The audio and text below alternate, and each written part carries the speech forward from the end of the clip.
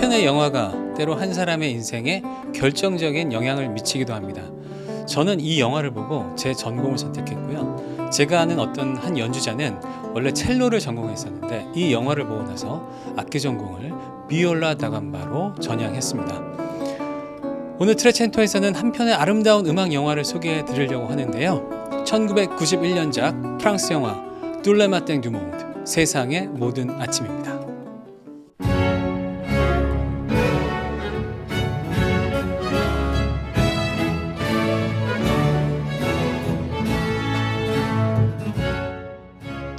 안녕하세요. 트레첸토 김기홍 PD입니다. 트레첸토에서는 새로운 시리즈를 시작하려고 하는데 이름하여 시네마 무지카입니다. 시네마 무지카에서는 영화 속의 아름다운 클래식 음악들을 소개해 드리려고 하는데요. 저희 트레첸토만의 시각으로 여러분들께 아름다운 클래식 음악들, 영화 속 클래식 음악들을 소개해 드리겠습니다. 시네마 무지카의 첫 영화는 세상의 모든 아침으로 정했습니다. 이 영화에서 17세기의 많은 프랑스 음악들을 들을 수 있는데요. 그 많은 아름다운 음악만큼이나 또 하고 싶은 이야기들도 적지 않아서 총 5편의 시리즈로 준비를 했고요. 줄거리와 함께 주요 장면에 흐르던 음악들을 소개해드리고 또 음악이 영상과 함께 어떻게 장면을 완성시키는지 여러분께 전해드리도록 하겠습니다. 한 악기의 음악을 이렇게 집중적으로 조명한 영화가 또 있을까 싶은데요. 이 영화의 또 다른 주인공은 비올라 다감바라고 할 수 있습니다. 비올라 다감바는 17세기 프랑스와 영국 등 유럽에서 사랑받았던 활현 악기입니다. 다리 사이에 끼워 연주하고 6 혹은 7개의 줄을 가지고 있는데요. 영화에 주로 나오는 비올라 다감바는 그 중에서도 베이스 비올입니다. 베이스 비올의 소리는 바이올린보다 낮고 첼로보다 더 내밀하다고 할까요? 인간의 목소리와 가장 흡사한 악기가 아닐까 싶은데요. 세상의 모든 아침의 비올라 다감바는 단순히 뒤에서 흐르는 음악이 아니라 이 영화의 이야기를 끌고 가고 또 의미를 건네는 또 하나의 주인공의 역할을 하고 있습니다. 많은 분들이 이 영화를 통해서 비올라 다감바라는 악기를 접하셨을 텐데요. 저 역시 비올라 다감바를 이 영화를 통해서 처음 알게 되었고 또 그 매력에 빠지게 되었습니다. 1992년 이 영화가 우리나라에 개봉되었는데요. 저는 이 영화를 개봉관에서 봤습니다. 지금은 사라진 시네하우스라는 극장인데요. 아주 우연히 이 영화를 볼 수 있었죠. 나무 위키에 따르면 당시 총 관객 수가 462명으로 나와 있는데요. 이 정보가 맞다면 그중 제가 한 명이겠네요. 이 영화는 무엇보다 극장에서 봤을 때 그 감동이 정말 배가 되는 그런 영화라고 저는 생각을 하는데 제가 이 영화를 보고 나서 영화의 감동이 너무나 크고 그 여운이 길게 남아서 프랑스 문화에 대한 관심이 생겼고 그리고 그 계기로 이후에 불어불문학과를 선택하는 계기가 됐습니다. 저한테는 매우 특별한 영화인 거죠. 저와 비슷하게 송윤지 감비스트는 원래 첼로를 전공했었는데요. 독일 유학 시절에 우연히 이 영화를 보고 나서 비올라 다감바에 관심을 갖게 되었고 이후 고음악과 비올라 다감바를 공부해 지금은 감비스트로 더 활발히 활동하고 있습니다. 네, 트레첸토에서는 송윤지 감비스트와 또 국내 정상급 고음악 연주자들과 함께 세상의 모든 아침을 테마로 한 작은 공연을 기획 중인데요. 2026년 5월 1일 예술의 전당 리사이틀 홀에서 세상의 모든 아침 영화음악 콘서트를 준비 중입니다. 여러분들 많은 관심 부탁드리고 티켓이 오픈하는 시기에 다시 한번 여러분께 안내해 드리도록 하겠습니다. 이 영화는 1992년 세자르 영화제에서 7개 부문을 수상했습니다. 세자르 영화제는 프랑스 영화 중심의 영화제인데요. 작품상을 비롯해 감독상 또 음악상 등 7개 부문 수상은 정말 대단한 성과라고 할 수 있습니다. 특히 1990년대 초반은 누벨 이마지로 대변되는 감각적인 영상과 미장센 그리고 빠른 템포가 강조되던 시기였죠. 이런 영화적인 분위기에서 세상의 모든 아침처럼 정적이고 또 느린 템포의 고전적인 영화가 7개 부문을 수상했다는 것은 이례적인 일이 아닐 수 없습니다. 무엇보다 음악상은 이 상반된 두 영화의 경합이 아니었나 싶은데요. 당시 음악상에 함께 노미네이트 되었던 영화 델리카테스는 사운드가 영화의 큰 축을 이루는 영화였고, 영화와 함께 음악 역시 전 세계적으로 많은 사랑을 받았습니다. 특히 지붕 위에서 두 사람이 연주를 주고받는 듀오 장면은 지금까지도 90년대 프랑스 영화의 명장면으로 자주 언급되는데요. 그럼에도 세자르의 음악상은 세상의 모든 아침에게 돌아갔습니다. 음악이 영화 가운데에서 도달할 수 있는 가장 깊은 곳에 도달한 음악에 대한 평가가 아닐까라는 생각이 드는데요. 세상의 모든 아침의 음악은 말 그대로 영화 그 자체였기 때문이죠. 그 점에서 이 영화의 음악은 분명 다른 차원에 있었던 것 같습니다. 이렇게 깊이 있는 음악 영화가 만들어진 데는 이 세 사람의 조화가 있었기에 가능하지 않았을까 싶은데요. 감독 알렌 코르노, 작가 파스칼 키냐르, 그리고 음악 감독 조르디 사발입니다. 각자의 분야에서 모두 거장인 이들의 협업은 처음부터 계획된 것이 아니었습니다. 세 사람은 서로를 잘 알지 못한 상태에서 각자의 작업을 통해 느낀 음악에 대한 공통된 열정으로 자연스럽게 연결되었다고 하는데요. 세 사람이 함께한 르몽드지의 인터뷰에 따르면 먼저 알렌 코르노 감독이 17세기 음악에 관한 영화를 만들고 싶다는 바람을 가지고 있었다고 합니다. 근데 알렌 코르노 감독은 이 베르사유 궁전과 릴리로 대변되는 화려한 바로크 이미지를 원했었는데요. 여기에 정반대로 작가 파스칼 키냐르는 궁정의 화려함보다는 소박함과 내면의 음악을 택하자고 제안합니다. 키냐르의 이 제안에 알렌 코르노 감독은 뭔가 확신을 얻었다고 하는데요. 그만큼 작가인 파스칼 키냐르를 신뢰하고 있었던 거겠죠. 그리고 얼마 지나지 않아 키냐르와 알고 지내던 음악 감독 조르디 사발이 합류하게 됩니다. 알렌 코르노 감독은 이 인터뷰에서 조르디 사발의 해석이 없이는 이 영화는 존재할 수 없었다라고 그의 역할을 강조했었는데요. 아무튼 이렇게 만난 세 사람은 음악이 삶과 기억을 품는 방식에 주목했습니다. 그래서 이들의 공통적인 영감을 바탕으로 화려한 베르사유가 아닌 비슷한 시기에 운든의 음악가인 생트콜롱브와 그의 제자인 마랭마레의 관계로 방향을 정하게 됩니다. 영화는 17세기 루이 14세 시대를 배경으로 하고 있는데요. 이 당시 실존했던 두 명의 음악가 생트콜롱브와 마랭마레의 삶과 음악을 다룹니다. 두 사람은 모두 비올라 다감바의 거장이었고 지금까지도 연주되는 아름다운 비올 작품들을 많이 남겼는데요. 하지만 이 두 작곡가에 관한 기록의 양은 현저히 다릅니다. 생트콜롱브는 그의 풀네임조차 정확히 전해지지 않을 만큼 자료가 거의 남아있지 않은 반면 마랭마레는 궁정음악가로 활동하며 많은 작품과 기록을 남긴 당대의 성공한 음악가였죠. 그런데 이 두 사람을 이어주는 접점이 있었으니 마랭마레가 젊은 시절 생트콜롱브에게 한 6개월간 비올라 다감바를 배웠다고 합니다. 영화는 이 짧은 사제 관계를 출발점으로 삼아 문학적인 상상력을 더했는데요. 그 결과 생트콜롱브는 세속을 떠난 은둔의 음악가로, 그리고 마랭마레는 성공과 명예를 향해 나아가는 젊은 야심가로 대비되며 그려지고 있습니다.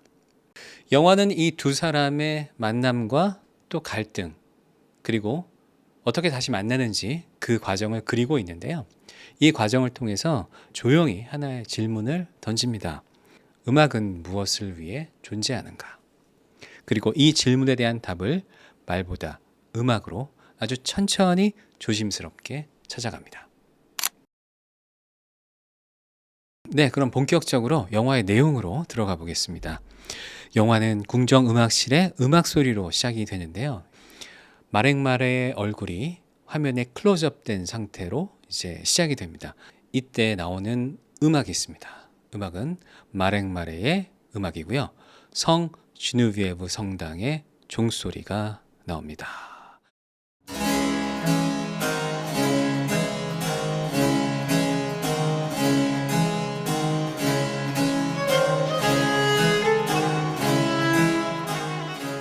얼굴을 완전히 클로즈업된 상태에서 이 마랭마레가 아닌 그 주변의 궁정 음악가들의 연주로 이 음악이 나오는데요. 성 주누비에브 성당의 종소리는 1723년 발표한 작품집 La Gamme et autres morceaux de symphonie에 수록되어 있는 곡입니다. 파리 생 주누비에브 성당의 종소리에서 아이디어를 얻은 곡이고요. 이 계속해서 반복되는 음이 있습니다. 밤밤밤밤밤밤밤밤밤 이렇게 반복되는 음을 오스티나토라고 하는데요. 이 종소리를 묘사하는 이 음이 계속해서 반복되고 그리고 그 위에 다른 악기들이 조금씩 변화를 더해가죠. 근데 첫 곡을 조르디 사발이 성 주누비에브 성당의 종소리로 고른 이유는 무엇일까요? 종소리. 네, 종소리는 일반적으로 시간을 의미합니다. 시간. 이 시간은 이 영화의 중요한 테마이기도 한데요. 이 시간 그리고 운명, 뭔가 죽음 이런 이미지를 연상시키는 종소리가 들리면서 마랭마레의 얼굴이 클로즈업 되어 있는 거죠. 궁정 연주자들은 이 곡을 연주하면서 이 음악적인 이야기를 나눕니다.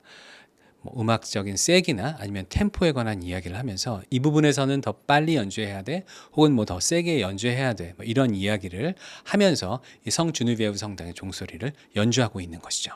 그런데 이때 마랭마레는 뭔가 그 표정이 매우 슬프고 무관심하고 힘도 없어 보이고 매우 지쳐 보입니다. 그리고 아무런 반응도 하지 않다가 이제 한마디를 하는데요. 그가 말하려고 하자 연주자들이 연주를 멈추죠. 그리고 그는 얘기합니다. 세상 모든 음악의 끝은 죽음이라네. 네, 세상 모든 음악의 끝은 죽음이라네. 라는 알쏭달쏭한 말을 하죠. 근데 잠깐 연주를 멈추고 스승의 말을 들은 궁정 연주자들은 다시 연주를 이어가는데요. 이번에는 음악이 무엇인지에 대한 이야기를 나누면서 계속해서 연주를 이어갑니다. 즉 음악의 목적, 음악은 우리의 영혼을 정화시켜주지 혹은 음악은 감동을 전달해준다 등등의 음악의 정의와 목적에 대해서 이야기를 합니다. 그러자 갑자기 이들의 이야기에 스승인 마랭마레가 아니라고 크게 소리칩니다. 그리고 작은 목소리로 마랭마레는 얘기하죠. 그림자, 롱브르, 그림자라고 이야기합니다. 그림자는 무엇을 의미할까요? 그리고 마레는 이내 비올을 가져오라고 하죠. 제자가 전해준 비올을 들고 마레는 연주를 시작하는데요. 연주하는 곡은 자신의 곡이 아닌 스승의 곡인 회한의 무덤 가운데 눈물입니다.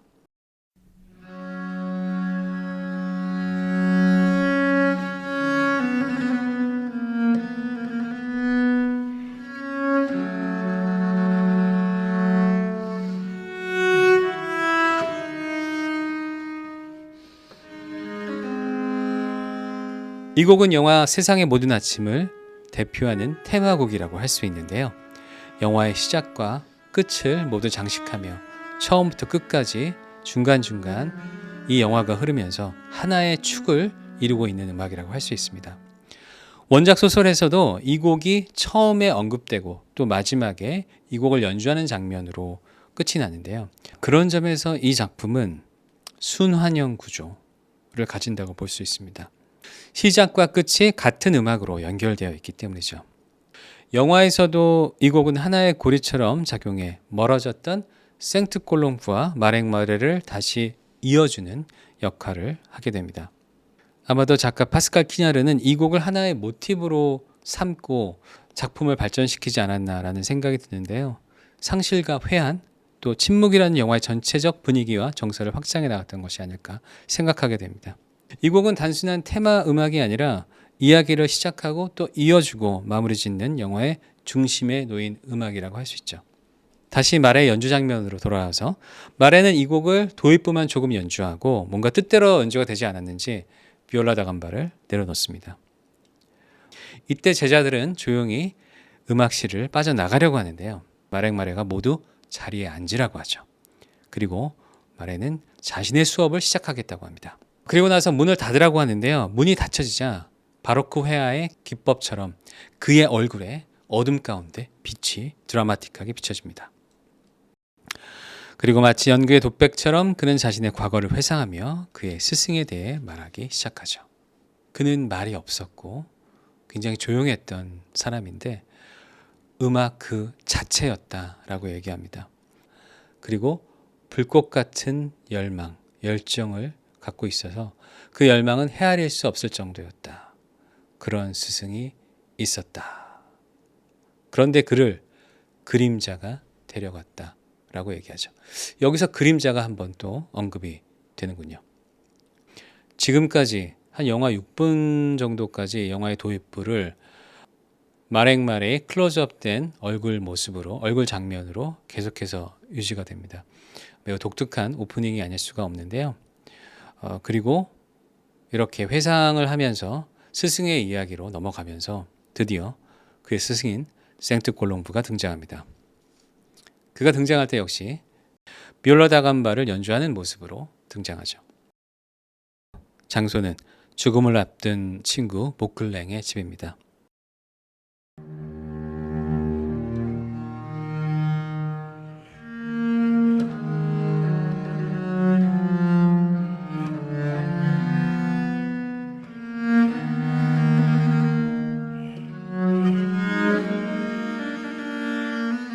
그는 친구의 마지막 시간을 함께하며 곁에서 와인을 마시며 조용히 음악을 연주하죠.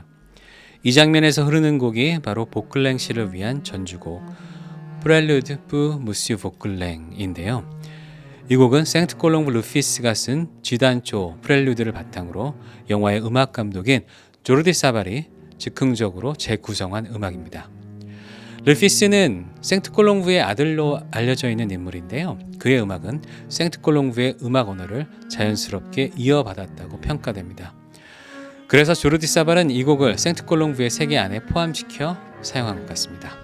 특히 이 곡은 조금 전에 들었던 생트 콜롱브의 회한의 무덤 가운데 눈물과도 닮은 분위기를 가지고 있어서 영화 초반에 쓸쓸하고 애도하는 정서를 자연스럽게 이어주는 역할을 하고 있습니다. 네, 이 연주를 마치고 생트 콜롱브는 같은 날 오후 집으로 돌아오는데요. 그가 집으로 들어온 순간 그는 침대 위에 수의를 입고 누워있는 아내를 보게 됩니다. 아내가 이미 세상을 떠난 상태였죠. 그는 아무 말도 하지 못합니다. 그저 멍하니 죽은 아내를 바라볼 뿐이죠. 너무 큰 충격이었을까요? 눈물조차 흐르지 않습니다. 하지만 분명한 건 그는 아내를 깊이 사랑했다는 사실이죠. 그리고 바로 이 순간 그의 음악 인생에서 가장 중요한 곡 가운데 하나인 회한의 무덤을 작곡하게 되죠.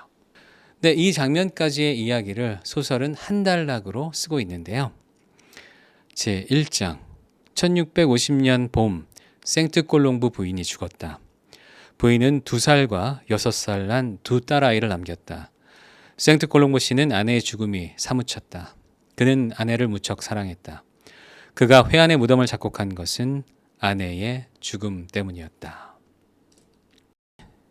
네, 오늘 세상의 모든 아침 시네마 무지가에서 그 1편 다뤄봤는데요. 네, 다음 시간에는 남겨진 두 딸 마들렌과 투아넷 그리고 아버지 생트 콜롱브와의 관계를 중심으로 이야기를 이어가 보려고 합니다. 그 과정에서 또 아름다운 생트 콜롱브의 비올라 다감바 음악들도 함께 소개해 드리도록 하겠습니다. 그럼 시네마 무지가 다음 시간에 또 찾아뵙겠습니다. 감사합니다.